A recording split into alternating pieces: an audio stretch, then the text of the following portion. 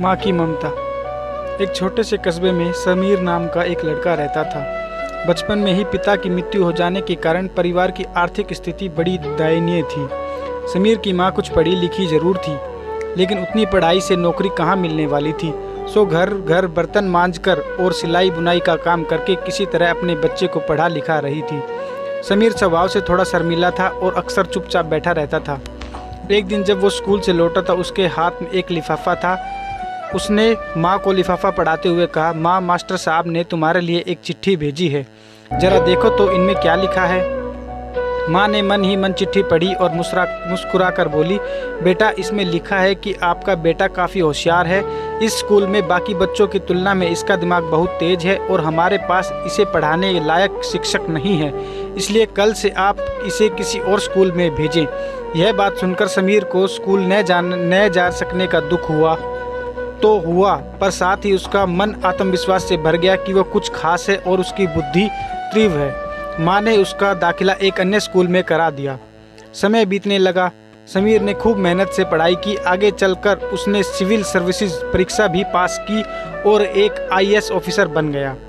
समीर की माँ अब बूढ़ी हो चुकी थी और कई दिनों से बीमार भी चल रही थी। एक दिन अचानक उसकी मृत्यु हो गई। समीर के लिए ये बड़ा आघात था। वह बिलक बिलक कर रो पड़ा और उसे समझ नहीं आ रहा था कि अब अपनी माँ के बिना वो कैसे जिएगा। रोते रोते उसने अपनी माँ की पुरानी अलमारी खोली और हाथ में उनकी माला, चश्मा और अन्य वस्तुएं लेकर चूमने लगा। उस अलमारी में समीर के पुराने खिलौने और बचपन के कपड़े तक संभाल कर रखे हुए थे। समीर एक एक कर सारी चीज़ें निकालने लगा और तभी उसकी नज़र पुरानी चिट्ठी पर पड़ी। दरअसल ये वही चिट्ठी थी जो मास्टर साहब ने उसे 18 साल पहले दी थी। नम आंखों से समीर उसे पढ़ने लगा। आदरणीय अभिभावक, आपको बताते हुए हमें अफसोस हो रहा है कि आपका बेटा समीर पढ़ाई में बेहद कमज़ोर है और खेल कूद में भी भाग नहीं लेता है। जान पड़ता है कि उम्र के हिसाब से समीर की बुद्धि विकसित नहीं हो पाई है, अतः हम इसे अपने विद्यालय में पढ़ाने में असमर्थ हैं।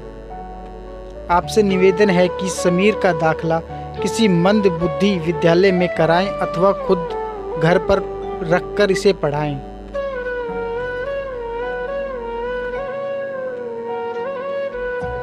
सादर प्रिंसिपल।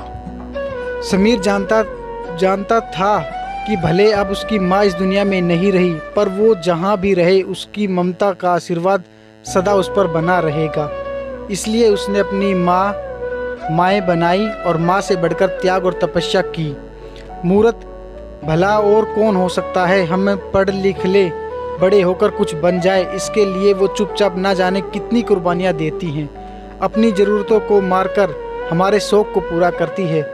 यहाँ तक कि संतान बुरा व्यवहार करे तो भी माँ उसका भला ही सोचती है। सचमुच माँ जैसा कोई नहीं हो सकता।